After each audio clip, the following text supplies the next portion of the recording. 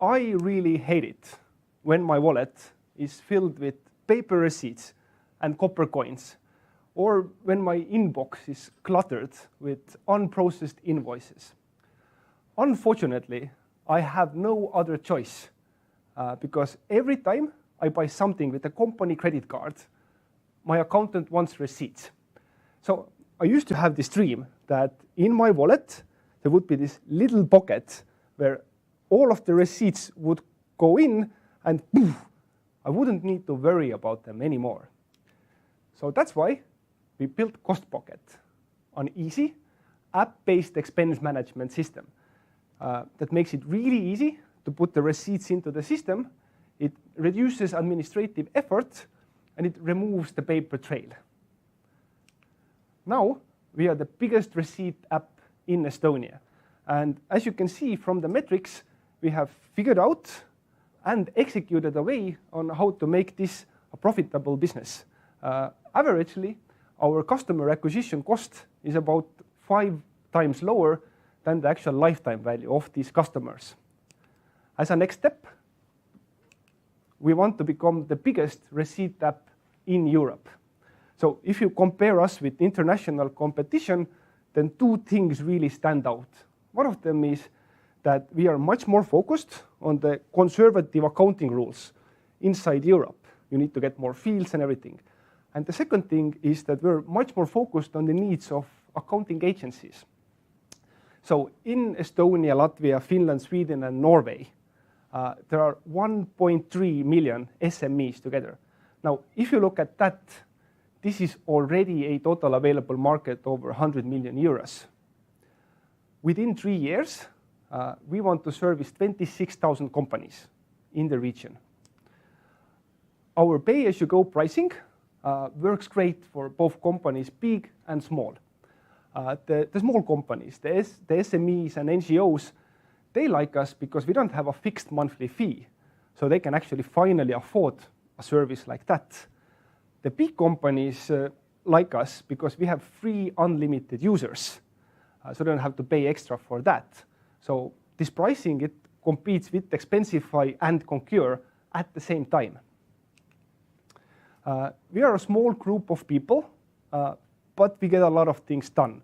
So you can look around in the region, but I promise it will be very difficult for you to find a group of bigger receipt nerds than we are. For example, take Eduard, our CTO. He gave up his work to write software for satellites to do this. So please help this young man in his mission to build the next version of our text recognition tool. We are looking to exchange 10% of our company for an investment between 100,000 and 200,000 euros. For that, we're going to boost our local sales in Estonia, Latvia, and Finland, open up presence in Sweden and Norway, hire an additional developer, and Eduard gets to build the next version of our text recognition tool. Thank you.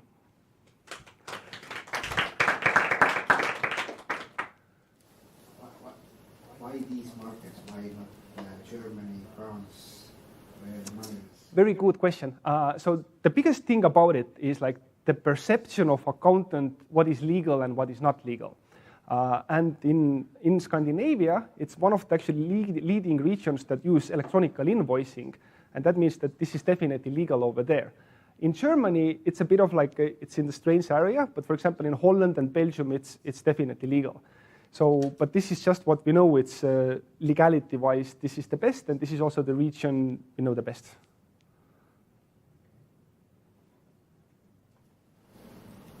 Don't you think in the future less and less paper will be used to prove accountability, and everything will go more to electronic invoicing, and how will you defend your company? Great question. The way we look at it, or the way we see us now, we are much more of an integration company now. So what we do is we take receipts from one integration and know like, okay, this is this company, it needs to go to this accounting software through these ways. So we just connect these dots. And in fact, already today, 1/3 of the invoices coming in are actually electronical. Yeah, like Expensify, Amazon, all those ones, what you will get on your email. So you receive the electronic invoices and you send them through the accountant software. Is it like that? Basically, yes. We need data also there. We- So it's not only paper trail. Yes. No. Also electronic ones. Practically the same as Telema and Edisoft are doing right now, quite long already. Basically, what like the two big differences is that they are focused on corporate customers much more, and they are also focused like on incoming invoices. We focus on like Website traffic, Come again? two-way traffic from customers to suppliers and others as well. Oh, you mean that they are doing it? Yeah. Yes, we are only one way. Basically, we are like, for example, let's say like you're a mailman somewhere and you have this receipt. So we help the mailman. It is To send to five to prove expenses were fair. yeah, but basically there's like these two ways. Like one of them is if somebody is using a company credit card, or if somebody is buying something for the company.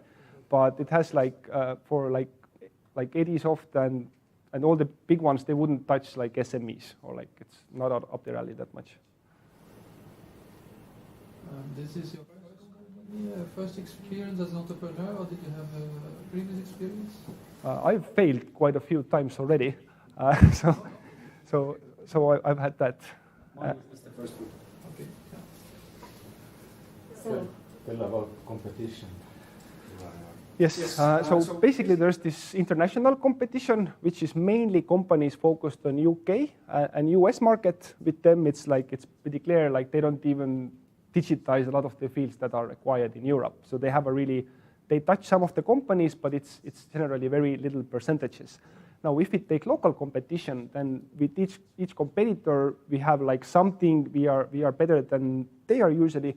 Mainly our pay-as-you-go pricing is like somewhat better than the other one. The only other one that has pay-as-you-go pricing is this Finnish company Tripper, and for them it's like we are much more focused on like accounting agencies and things like that. One thing we found out is that there is no clear winner in Europe. There's a bunch of little companies that try to do the same thing, but no one hasn't broken away from their home country yet, and this is what we see as a major opportunity.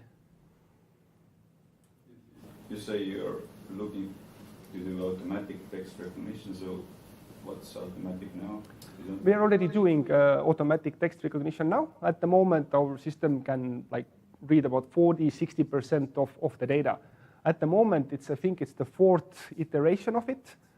It's just basically, it just gets better with every iteration. So we just sprint it and make the next version.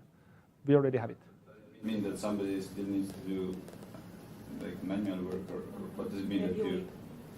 Yes. So for us, it's like basically the way it works is that like the way accounting software in our area takes in receipts or like invoices is that they require a lot of the fields from it. Like 7-9 fields have to be correct, and this is something we cannot like do automatically these days because some of the receipts are like handwritten.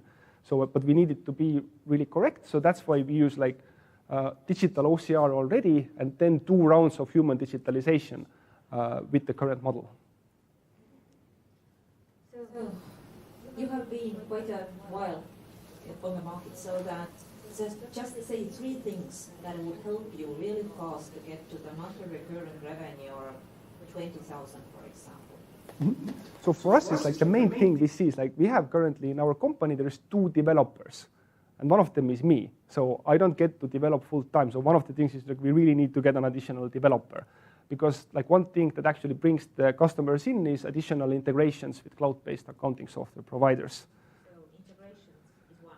Integrations, it's a developer to get an additional developer. That's the big thing. And also the third one is to just start doing more business development in Sweden and Finland and Norway, because we know who these companies are. We need to be talking with. We just need to get there and start. Currently you have like 80 clients or 80 paying customers, sent out 80 invoices, and your monthly revenue is like 1,000 something.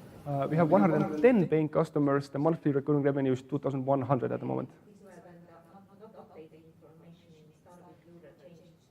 Yes. Yes. So 110 paying customers, monthly recurring revenue 2,000. So how to increase it like 10 times in the next 10 months? So basically, the way it works for us is that we do these deals with partners, and usually what we do is we get actually the revenue comes in like half a year or 1 year later. So currently, we know that we're set until the end of the year. We can keep our 20% growth after that. The next thing we are actually doing is we're building a new product that would be an international product that wouldn't have human digitalization, and it also wouldn't have like these specific integrations we are doing these days. What we do is we're actually expanding our target market. Like right now, we only help people who use cloud-based software, and this is actually a little margin of the market. And we get so many frustrated customers who are like, oh, okay, I don't use this. Like, how can I do it? Like, but we want to help like project managers, artists, like somebody who goes to another country to school and needs to submit the receipts. We are doing this, and this is the main thing we see actually of building like a scalable product where it would be that technology is saving the world. Because strangely, if you look at like Expensify and Receipt Bank, they don't even offer you a version that would be without human digitalization. So we see that there's like in the total self-service market, there's a nice little spot for us. Do you still have managers? Yeah. Thank you. Thank you. Yes, you're the last one. You can hand the things back. Thank you so much. Thank you. Thank you. Thank you. Thanks.